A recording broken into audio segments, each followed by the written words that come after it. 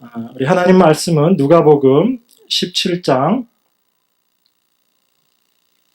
7절입니다. 17장 7절.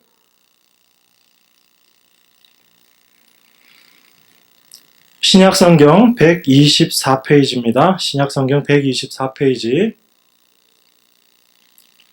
누가복음 17장 7절로 10절까지 우리 다 같이 한 목소리로 읽도록 하겠습니다. 7절입니다. 시작. 너희 중에 네게 밭을 갈거나 양을 치거나 하는 종이 있어 밭에서 돌아오면 저더러 곧 와 앉아서 먹으라 할 자가 있느냐? 도리어 저더러 내 먹을 것을 예비하고 띠를 띠고 나의 먹고 마시는 동안에 수종 들고 너는 그 후에 먹고 마시라 하지 않겠느냐? 명한 대로 하였다고 종에게 살해하겠느냐? 이와 같이 너희도 명령받은 것을 다 행한 후에 이르기를 우리는 무익한 종이라 우리의 하여야 할 일을 한 것뿐이라 할지니라. 아멘. 17장 누가복음 17장에 나와 있는 이 말씀은 한편 이렇게 쭉 보다 보면 좀 납득이 안 가는 그런 말씀일 수 있습니다. 오늘 여기에 나와 있는 이 종과 주인의 관계에 대해서 이야기를 하고 있는데 이 17장에서 나와 있는 이 얘기는 이런 거죠. 어떤 종이 있는데 그 종이 밭에 나가서 열심히 일을 했습니다. 아주 죽도록 일을 하고 그리고 집으로 돌아왔어요. 그러면 밭에서 죽도록 일했으니까 주인이 어떻게 해야지 맞을 것 같죠? 정말 수고했다. 너 정말 수고했으니까 이제 좀 쉬어라. 이렇게 이야기할 것 같은데 여기 있는 주인은 어떻게 이야기하죠? 너 지금 밭에 나와서 열심히 일하고 왔으니까 지금부터 뭘 할 거냐면 내가 식사를 할 수 있도록 준비를 해라. 그리고 내가 다 먹고 나면 그리고 나서 너가 이제 먹을 수 있을 거야. 이렇게 이야기합니다. 자, 이런 주인 만나면 좋을까요? 나쁠까요? 나빠요. 예, 이런 주인 만나면 참 나쁜데 사실은 이 17장에 나와 있는 이 종이 누구냐면 바로 우리들이에요. 우리들이 이런 종입니다. 그러면 우리들이 이런 종이면 우리의 주인이신 하나님은 지금 여기서 주인으로 나오시는 거죠. 우리 하나님이 종인 우리가 열심히 일했는데 일하고 왔는데 하나님께서 뭐라고 말씀하시냐면 너 수고 많이 했는데 이제 내가 좀 먹을 수 있도록 너가 지금 준비를 하고 그리고 하나님 주인인 내가 다 식사를 마치고 나면 그제서야 이제 너가 먹을 수 있다 이렇게 이야기하시는 것입니다. 물론 이건 비유입니다. 비유. 하나님께서 실제로 여러분들에게 이렇게 하시지는 않아요. 하시지는 않는데 우리 종의 모습, 이 땅을 살아가는 하나님의 자녀인 또 종된 자로서 하나님의 종된 자로서 이 세상을 살아가야 하는 우리들이 이런 모습으로 살아가야지 된다라는 겁니다. 그런데 어때? 이 말씀이 이렇게 마음에 탁 와 닿으세요? 그래, 정말 난 이렇게 종된 자로서 살아야지 그런 마음이 드세요? 아니면 이런 말씀 보시면 제가 이렇게 말씀드리니까 왠지 좀 마음 한구석이 좀 꺼림직해, 좀 개운하지가 않아 이런 마음이 드세요? 예. 예, 우리는 여기서 신앙의 성숙의 모습을 볼 수 있습니다. 우리가 하나님 앞에 정말 우리가 하나님을 알아가고 그 하나님 안에서 그 경험을 해 나가다 보면 사실 자연스럽게 이 모습이 되어지는 겁니다. 그런데 이것이 참 쉽지 않다라는 것이 우리들의 모습이에요. 왜냐하면 우리들 날마다의 일상의 모습에서 또 우리 교회 안에서의 어떤 봉사의 모습들 속에서 이런 모습들만 드러나면 얼마나 좋겠습니까? 그런데 실상은 그렇지 못한 모습들이 많죠. 그런데 이것하고 비슷한 모습이 성경 어디에 또 쓰여져 있냐면 계시록에도 보면 이 비슷한 내용이 쓰여 있습니다. 보신 기억이 없으신 것 같죠? 제가 증명을 해드리겠습니다. 우리 계시록 4장 한번 보겠습니다. 요한계시록 4장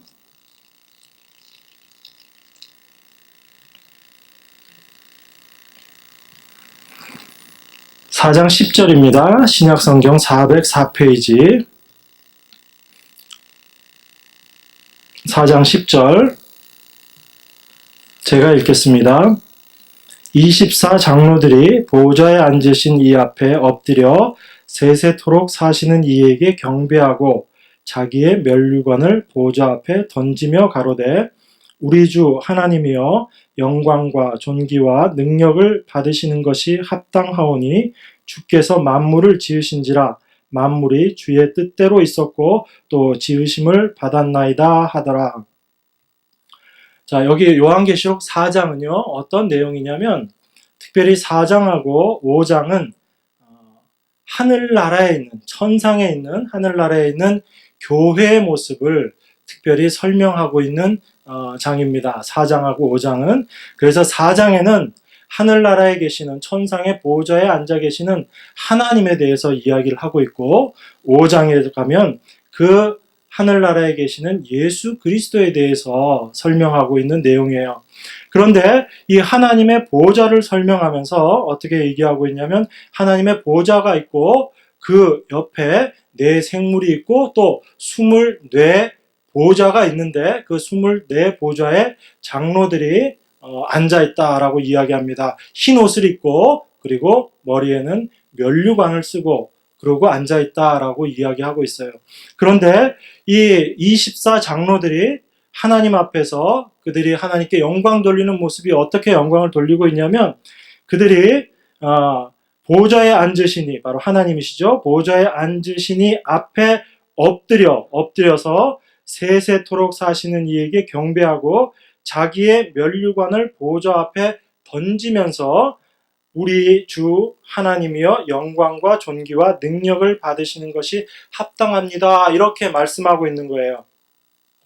그러니까 그 24 장로들이 자기 머리에 쓰여 있는 여기 표현은 던지고 이렇게 표현이 되어 있지만 머리에 쓴 면류관을 필요 없으니까 이렇게 던지는 그런 던지고가 아니고 자기 24 장로는 누구를 상징하고 있냐면 우리 교회를 상징하고 있어요.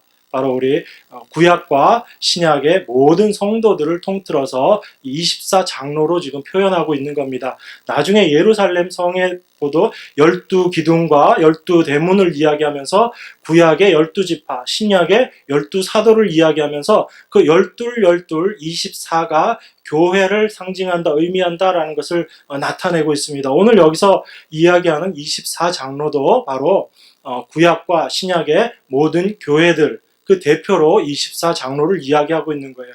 그들이 하나님께로부터 받은 그 흰 옷을 입고 그들의 영광의 면류관을 하나님께서 씌워 주셨습니다. 그것이 교회에 임할 하나님의 영광이에요. 하나님께서 주시는 은혜고 하나님의 영광입니다. 그런데 그들이 그 받은 면류관을 지금 어떻게 하고 있죠? 하나님 앞에 던지는 게 아니고 사실은 그 면류관을 벗어서 하나님 앞에 내어드리는 거예요. 그 의미가 뭘까요? 하나님께서 여러분의 삶 가운데 이 땅에서의 삶을 통해서 하나님 앞에 영광스러운 삶을 살았기 때문에 하나님께서 허락하신 것이 여러분들에게 상급으로 주신 것이 바로 그 면류관이 이야기하는 겁니다. 그런데 그 면류관, 하나님께서 우리에게 주신 그 면류관을 다시 벗어서 누구에게 돌려드리죠? 하나님께 다시 돌려드리는 거예요. 이것은 어떤 의미일까요?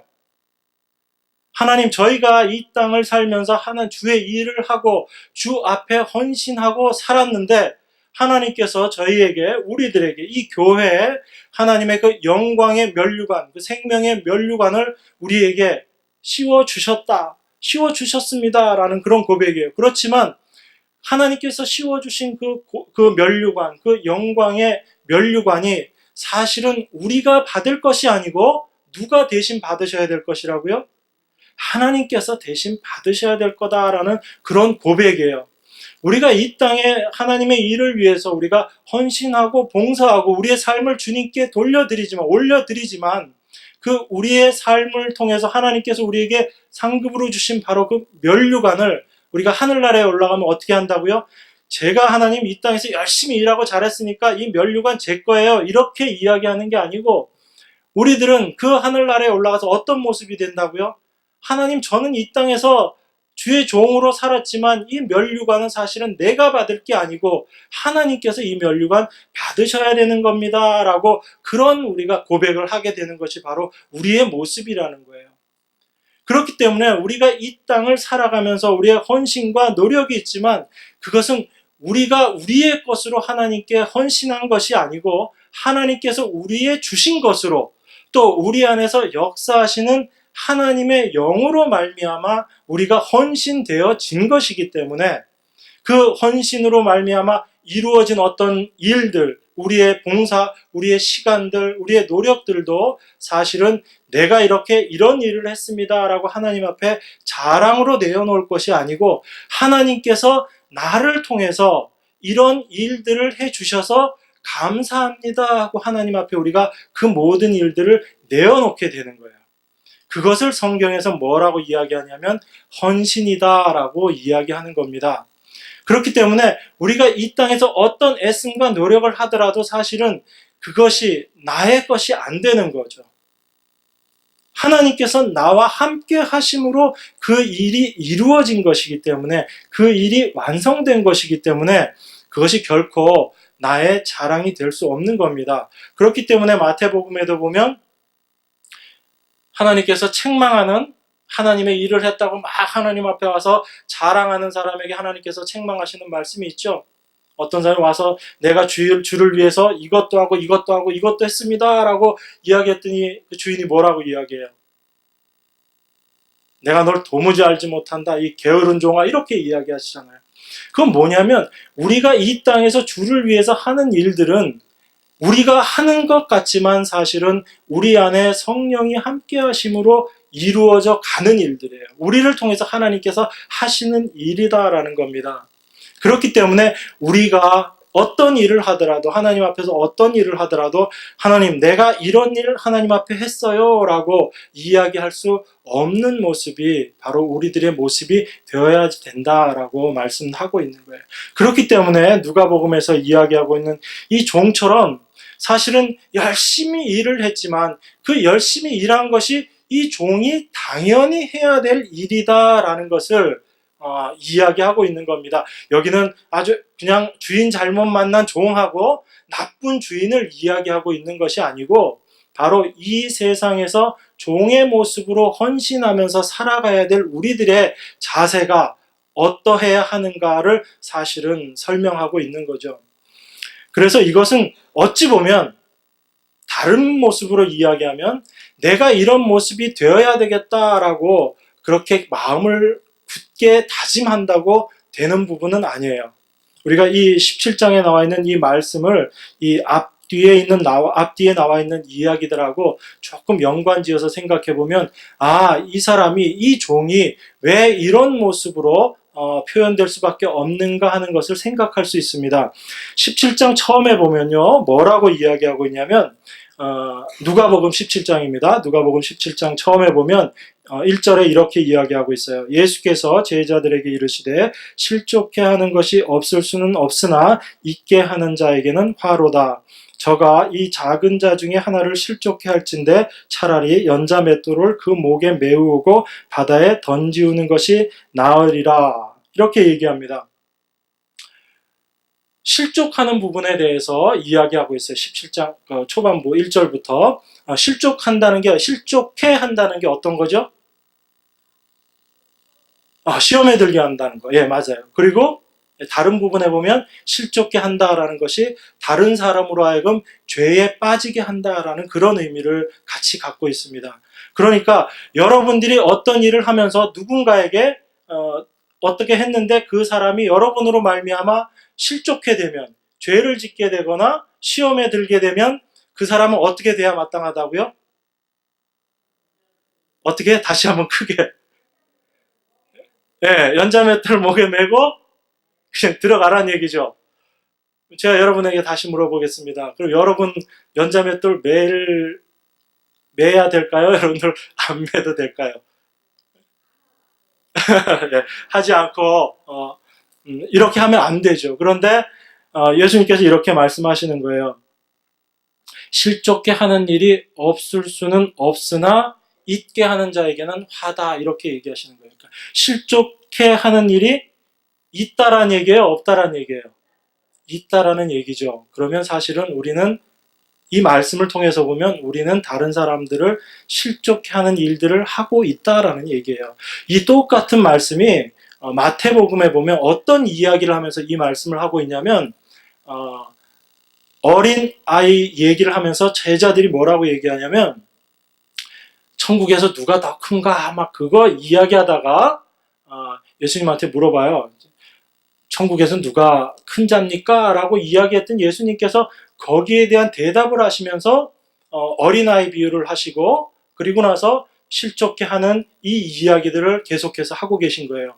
그러니까 사실은 이 실족해 한다, 다른 사람으로 하여금 죄를 짓게 만들고 시험에 들게 만든다라는 것은 이 예수님의 다른 마태복음에 있는 말씀하고 같이 연결해서 생각을 해보면 어떤 내용이냐면 내가 잘났다. 표현이 좀 그런가요? 여러분들 표정이 싹 굳어지는데. 그러니까 다른 사람보다 내가 더 높은 자가 되고 싶어 하는 그런 마음을 갖는 것.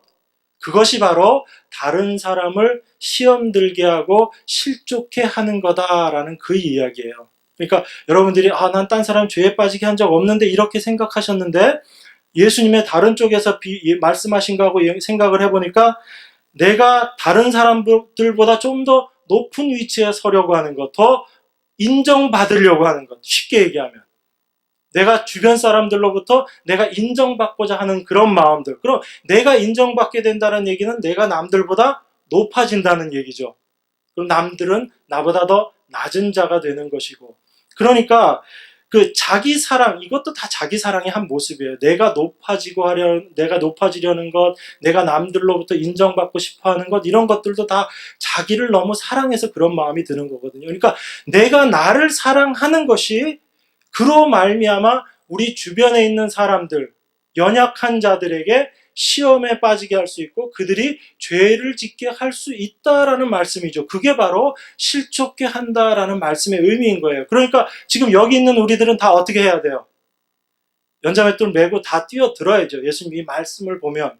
그러니까 우리는 바로 이런 자다라는 것을 먼저 얘기하십니다. 그 다음에 17장 3절 4절에 보면 또 뭐라고 이야기하냐면 너희는 스스로 조심하라. 만일 내 형제가 죄를 범하거든 경계하고 회개하거든 용서하라. 만일 하루 7번이라도 내게 죄를 얻고 7번 내게 돌아와 내가 회개하노라 하거든 너는 용서하라 하시더라. 용서에 대해서 이야기하고 있어요. 그죠?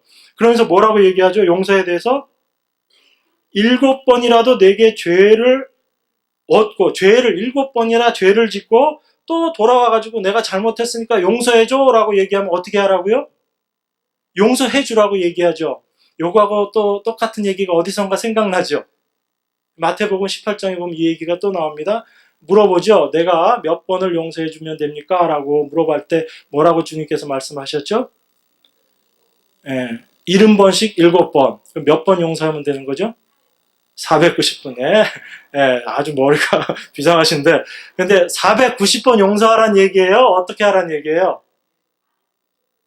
491번째는 용서하지 말고 490번까지만 용서하고 그 얘기는 아니죠. 그 얘기는 뭐냐면 그냥 영원히 용서하라 그 얘기예요. 그런데 마태복음에 보면 그 490번 그 용서 얘기가 나오고 나서 바로 무슨 얘기가 나온지 아세요? 1만 달란트 빚진 자 얘기가 바로 이어서 나옵니다. 1만 달란트 빚진 사람은 그 빚을 갚을 수 있어요, 없어요? 그러니까 용서의 개념에서 얘기하면 절대 용서받을 수 없는 사람이죠. 그런데 그 1만 달란트 빚을 주인이 탕감해 줬어요, 안 해줬어요? 탕감해 줬죠. 그러니까 자기가 1만 달란트 빚진 사람, 자라는 걸 안 사람이 자기가 용서받은 그 이야기를 하면서 너희는 그 용서의 은혜를 너희가 받았기 때문에 너희도 다른 사람을 어떻게 하라? 용서하라라는 얘기입니다. 그러니까 뭐 몇 번까지는 용서하고 안 하고 이런 문제가 아니고 너희가 정말 하나님께로 주인께로 용서받은 그런 경험이 있다면 너희가 절대로 감당할 수 없는 그 빛을 너희가 탕감을 받았으면 그 빛을 사함을 받았으면 너희가 어떻게 하라는 얘기예요? 너희도 다른 사람들에게 너희가 받은 그 용서를 베풀라라는 이야기죠. 그러니까 내가 도저히 갚을 수 없는 그 빛을 주인이 대신 그걸 탕감해줘서 내가 이제 그 빚을 안 갚아도 되는 그런 용서받은 사람이 바로 우리다라는 얘기입니다. 그런 우리이기 때문에 그 주인 앞에 내 빚을 탕감해준, 내 죄를 사해준 그 주인 앞에 내가 종의 모습으로 설 때 과연 어떤 모습으로 서야 될까요? 내가 밭에서 열심히 일했으니까 이걸로 끝. 내가 만족, 이 정도면 내가 충분히 주인한테 할 만큼 했습니다. 그러니까 나는 이제 배도 고프고 그러니까 내가 먼저 밥부터 먹어야 되겠습니다. 이렇게 얘기할까요? 안 그러면 열심히 일하고 왔지만 그 주인을 위해서 할 게 더 있는지 없는지 그 주인의 형편을 살펴보고 주인을 위해서 준비를 할까요? 안 할까요? 하는 모습으로 되어질 수밖에 없다라는 겁니다. 그러니까 지금 이 종의 얘기는 뭐냐면 바로 내가 하나님께로부터 그런 큰 용서를 받은 자를 아는 그런 종을 지금 이야기하고 있는 거예요.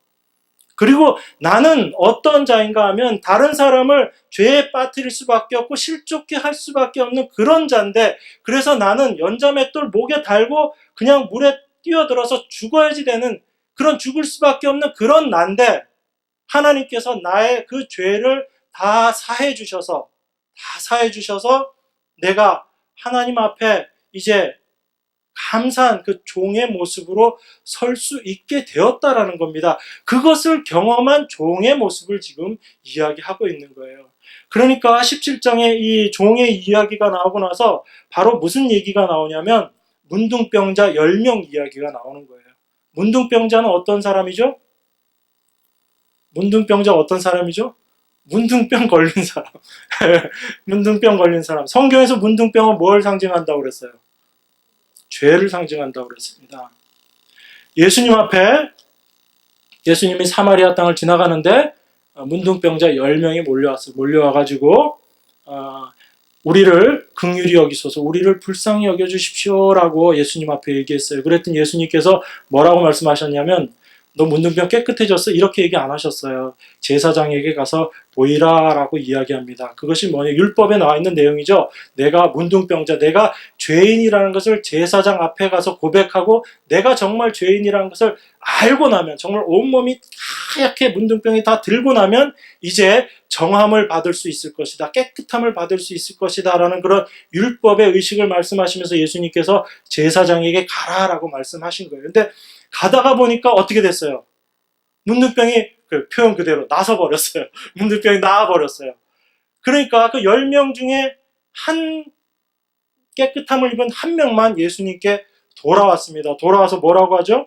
예수님께 와가지고 자기의 나은 것을 보고 큰 소리로 하나님께 영광을 돌리면서 돌아와서 예수의 발 앞에 엎드려 살해하니 저는 사마리아인이라 이렇게 얘기합니다. 이방인이라는 얘기예요. 유대인도 아니고. 그런데 이 이방인 문둥병자 10명 중에서 깨끗함을 받았는데 그 중에 한 사람만 돌아왔다라는 얘기입니다. 이 얘기를 길게 하게 되면 또 여러 가지 어려운 내용들이 같이 포함이 되지만 사실은 이 땅에서 어떤 치료를 받고 그런 치유의 경험들을 한다라고 해도 그것 자체가 참 하나님께로 돌아오는 계기가 되는 사람이 있고 그렇지 않은 사람이 있다는 걸 사실은 성경이 이야기하고 있는 거예요. 그래서 그 자기의 병 나음을 통해서 주님께 돌아오는 자, 이 자에게 하나님께서 예수님께서 말씀하시면서 너가 구원받았다. 내 믿음이 너로 하여금 구원시켰다라고 이야기하는 겁니다. 그래서 이 지금 17장에 나와 있는 내용들을 쭉 보면 바로 이 종이라는 것은 자기가 어떠한 자인가를 분명히 알고 자기가 정말 죄인이고 주님 앞에서 이 죄로 말미암아 죽을 수밖에 없는 그런 자인데 그 죄의 사함을 받고 그 죄를 탕감을 받고 하나님 앞에 올바로 서게 된 자, 그러한 종을 지금 이야기하고 있는 거죠. 그 종의 모습이 바로 우리가 하나님 앞에 어떠한 자로 서야 되는가, 어떠한 종의 모습으로, 어떠한 헌신의 모습으로 우리가 서야 하는가를 이야기하고 있는 것입니다. 한 가지 더 말씀드리면 5절하고 6절에 보면 17장 5절하고 6절에 보면 이 얘기가 나옵니다. 사도들이 주께 여짜오되 우리에게 믿음을 더하소서 하니 주께서 가라사대 너희에게 겨자씨 한알 만한 믿음이 있었다면 이 뽕나무더러 뿌리가 뽑혀 바다에 심기우려 하였을 것이요 그것이 너희에게 순종하였으리라. 이렇게 이야기합니다. 이 말씀 여러분들 많이 생각하시는 말씀인데 이 말씀의 의미를 지금 이 17장 전체적인 내용 속에서 생각을 해보면 사도들이 예수님께 묻습니다. 우리에게 믿음을 더하소서 하니 예수님께서 뭐라고 얘기하냐면 너희들에게 겨자씨 한알 만한 믿음, 겨자씨가 얼마나 작은 건지 아시죠? 그죠? 눈에 잘 보이지도 않습니다. 그런 믿음이 있다면 라고 이렇게 얘기하시는 거예요. 그러면 지금 이 말을 물어보는 제자들에게 믿음이 있다라는 얘기예요? 없다라는 얘기예요? 믿음이라는 것은 너희들에게 있는 게 아니다라는 그 말씀을 지금 예수님께서 하시는 거죠. 이 말씀은요, 이 뒤에 있는 아까 그 문둥병자에게 예수님께서 칭찬하시면서 내 믿음이, 예수님께서 뭐라고 말씀하시냐면 내 믿음이 너를 구원하였다라고 그렇게 얘기하시는데 바로 그 말 앞에 나오는 얘기가 뭐냐면 사도들에게 예수님께서 말씀하시는데 너희들에게 믿음이 있다 없다? 없다라고 얘기하시는 거죠. 그러니까 우리는 사실 믿음도 없는 자이고 그냥 그 죄 때문에 죽어야지 되는 그런 존재라는 것입니다. 그런데 그런 우리를 하나님께서 우리에게 믿음을 주시고 예수 그리스도를 믿는 믿음을 주시고 그 믿음으로 말미암아 우리를 구원하여 주셨다라는 것을 이야기하고 있는 거예요. 바로 이 종의 모습은. 그렇기 때문에 이 문둥병자에게 내 믿음이 너를 구원하였다 하지만 사실은 그 믿음이라는 게 그 문둥병자 안에서 생겨난 믿음이에요? 아니면 하나님께서 주신 믿음이에요? 하나님께서 주신 믿음이에요. 그러니까 우리가 구원함을 받는 것, 하나님을 아는 것, 예수 그리스도가 참 구세주이심을 아는 것은 하나님께서 우리에게 그 믿음을 주심으로 말미암아 성령이 우리 안에 들어오심으로 말미암아 우리가 하나님의 자녀이고 우리가 그 죄에서 구원함을 받았다라는 것을 우리가 알 수 있는 거죠. 깨달을 수 있는 겁니다. 이런 은혜를 경험한 자가 바로 이 종의 모습이에요. 그러니까 이러한 경험을 통해서 우리는 하나님 앞에 헌신된 자로 나아갈 수 있는 겁니다. 이 모습을 구약에서는 어떤 모습으로 이야기하고 있냐면 레위기하고 신명기 쪽에 보면 그 자유하는 종에 대해서 이야기하고 있어요. 제가 말씀 찾지는 않겠는데 그 히브리인들에 대해서 이스라엘 사람들에 대해서 얘기하면서 어떤 사람이 그 자기 동족에게 종이 되는 경우가 있습니다. 뭐 너무너무 빚을 많이 져서 그 빚을 갚을 수 없어서 종이 된다든지 여러 가지 이유로 종이 될 수가 있어요. 그럼 종이 되면 이스라엘의 그 율법이 어떻게 되냐면 6년 동안은 열심히 종으로서 일하는데 7년째 되면 어떻게 해줘야 되죠? 네, 해방시켜줘야 돼요. 6년 동안만 종으로 있을 수 있고 7년째 될 때는 그 종이 아무리 큰 빚을 졌더라도 6년이 지나고 나면 해방시켜줘야지 됩니다. 그런데 그 자유인이 될 수 있는 그 종이 종으로 계속 남는 경우가 있어요. 어떤 경우가 그렇죠? 거기에 보면, 율법에 보면, 거기 내용에 보면 이런 말이 나옵니다. 그 종이 주인과 함께 있는 것이 너무나 좋아서, 그래서 나는 자유인이 되지 않고 평생 당신의 종이 되겠습니다. 라고 하는, 그렇게 고백하는 그런 종이 있어요. 그러면 그 사람은 자유인이 되지 않고 평생 그 주인의 종으로 살아가는 겁니다. 그 종으로 살아가는 징표로서 어떤 일을 하냐면 그 사람하고 주인하고 종하고 주인하고 같이 재판장 앞에 가서 그 귀를 어떻게 하죠? 송곳으로 뚫는데 문에다 대고 그 귀를 송곳으로 뚫고 그것을 징표로 해서 그 종은 평생 그 주인의 종으로 살아가게 되는 겁니다. 그런데 6년 동안 이 종이 주인하고의 관계가 어땠으면 나는 자유인 안 되고 종으로 평생 살아가고 싶어요. 그렇게 얘기했을까요? 아주 못된 주인을 만나서 주인이 너무너무 잘생겨서? 그런 거하고는 상관없겠죠. 내가 6년 동안 그 주인하고 살아보니까, 그 주인을 모시면서 섬기면서 지내보니까 그 주인이 어때요? 너무너무 좋은 거예요. 내가 그 주인 절대로 떠날 수 없겠다. 나는 그냥 이 주인하고 종으로라도 좋으니까 평생을 그냥 난 살았으면 좋겠다. 그런 마음이 이 종에게 든 거죠.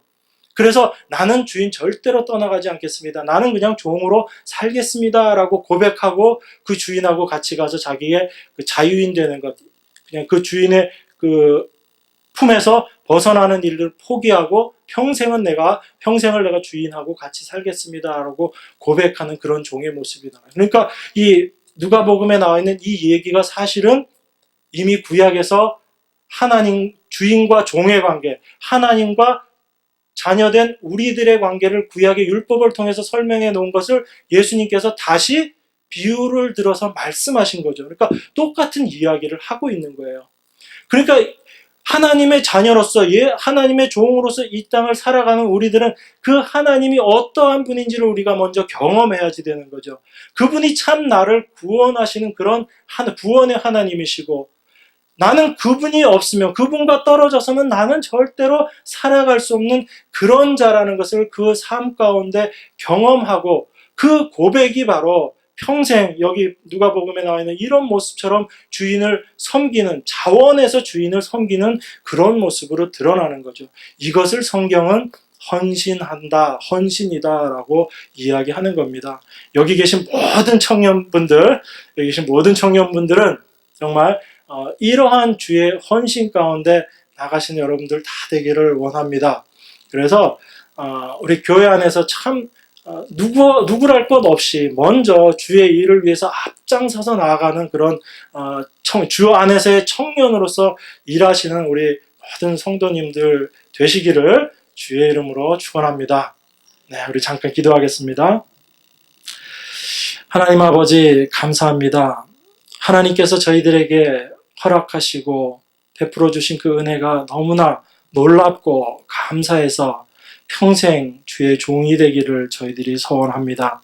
우리들의 날마다의 삶 가운데 이러한 헌신들이 있게 하시고 오직 그 주인 되신 주님만 바라보며 저희가 살아가는 저희들 모습 다 될 수 있도록 주님 축복하여 주시옵소서. 그래서 우리가 이 땅을 살아갈 때 주 안에서 청년된 자로서 우리의 행실을 깨끗게 하며 하나님 앞에 헌신하며 나아가는 저희들 다 될 수 있도록 축복하여 주시옵소서.